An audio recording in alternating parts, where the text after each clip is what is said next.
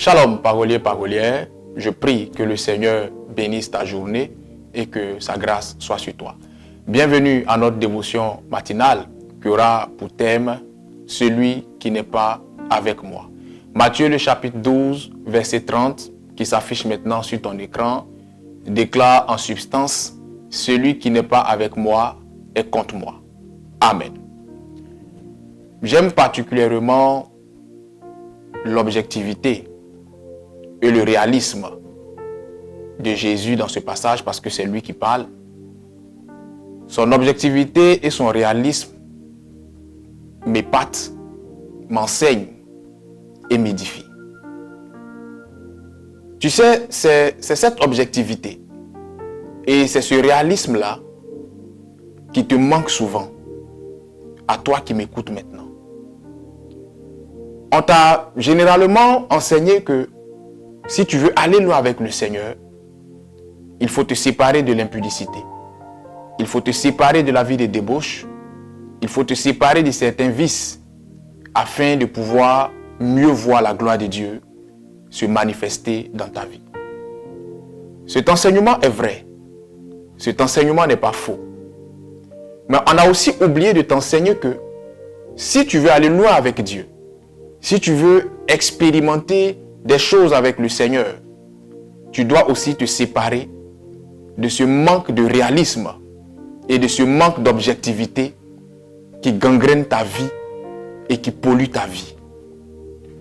C'est trop facile de se cacher derrière des versets bibliques pour cacher ton manque de réalisme et d'objectivité. Jésus-Christ, dans ce passage, montre clairement qu'il est objectif et réaliste. Il dit, celui qui n'est pas avec moi est contre moi.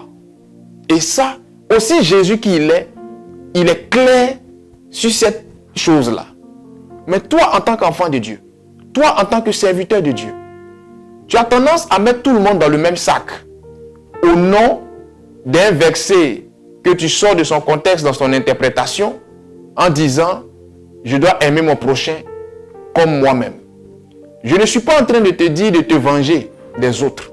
Je ne suis pas en train de te dire de maltraiter ceux qui ne sont pas avec toi.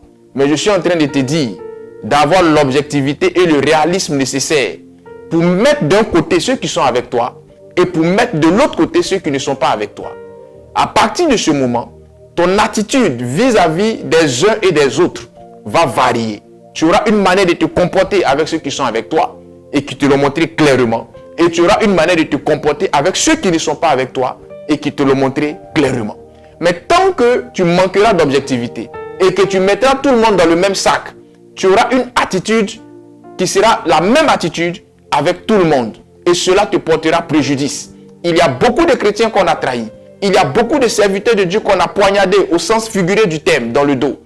Parce que ces serviteurs de Dieu-là, et ces chrétiens-là, ont refusé d'être réalistes avec eux-mêmes, d'être objectifs avec eux-mêmes.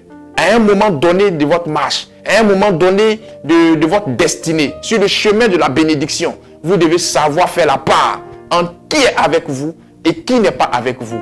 Même quand il arrive que celui qui n'est pas avec vous est quelqu'un que vous appréciez, quelqu'un que vous aimez, vous devez avoir le réalisme et l'objectivité nécessaire de tourner le dos à cette personne, d'avoir une attitude vis-à-vis de cette personne et de ne plus lui confier un certain nombre de secrets, un certain nombre de dossiers, un certain nombre de situations. Ça vous évitera bien de surprises et ça vous permettra de ne pas perdre le temps inutilement.